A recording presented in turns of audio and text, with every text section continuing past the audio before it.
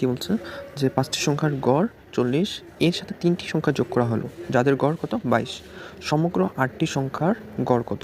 ঠিক আছে, তাহলে আমাদের এখানে কি বলছে যে 5টি সংখ্যার গড় হচ্ছে কত 40, আবার এই 5টার সাথে 3টে সংখ্যা যোগ করা হয়েছে, আবার এই 3টে সংখ্যার গড় আলাদাভাবে দেওয়া আছে কত 22।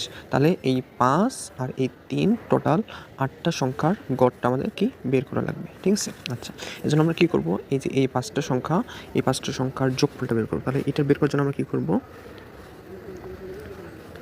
40 গুণন 5, আচ্ছা 40 গুণন 5, তাহলে এখানে কত পাবো আমরা 200। ঠিক আছে, আচ্ছা 5টা সংখ্যা যোগফল পেলাম, তারপর আমরা এই 3টা সংখ্যার যে গড় দেওয়া আছে 22, তাহলে সেমভাবে আমরা কি এই 3টা সংখ্যার যোগফল বের করবো। তাহলে 22 গুণন 3 কত, এখানে 66। ঠিক আছে, এখন পরবর্তী যে আমাদের কাজ, যেহেতু এখানে বলছে কি সমগ্র 8টি সংখ্যার গড় বের করতে হচ্ছে, তাহলে এই যে আমাদের এখানে 5টা আর এই যে এখানে 5টা, ঠিক আছে টোটাল 8টা, এই 8টা সংখ্যার যোগফল আমাদের কত হবে, তাহলে 200 আর যোগ 66 হলে 266। তাহলে এই 266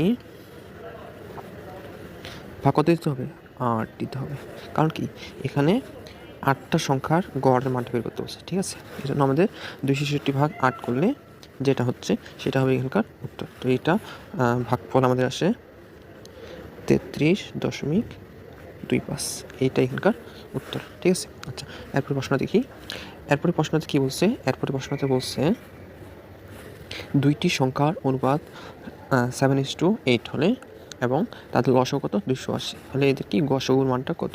আচ্ছা 2টা সংখ্যার অনুপাত দেওয়া আছে, সংখ্যা দেওয়া নেই, 2টা সংখ্যার অনুপাত দেওয়া আছে, তো অনুপাত দেওয়া থাকলে আমরা কী করবো, সংখ্যায় রূপান্তর করবো। এই জন্য আমাদের কী করতে হয়, একটা ধ্রুবক মান নিয়ে এটার সাথে গুণ করতে হয়। আমরা ধ্রুবক মান নিব কি কে, আচ্ছা কে এর সাথে যদি গুণ করি আমরা কত পাচ্ছি, তাহলে 7 কে।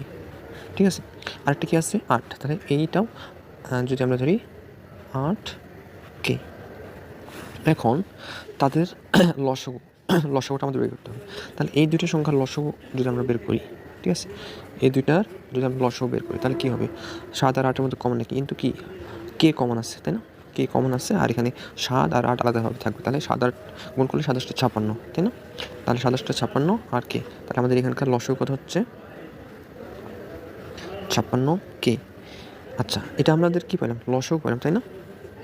এখন এখানে দেখা যায় লসাগুর একটা মান দেওয়া আছে, লসাগু দেওয়া আছে কি এই 2টার মানের কত 280 দেওয়া আছে, এই 2টা সংখ্যার লসাগু দেওয়া আছে 280। তাহলে এই যে 2টা সংখ্যার লসাগু কিন্তু আমরা বের করছি অলরেডি 256, তাহলে এইটা সমান আমরা কি লিখতে পারি 280 লিখতে পারি, তাই না।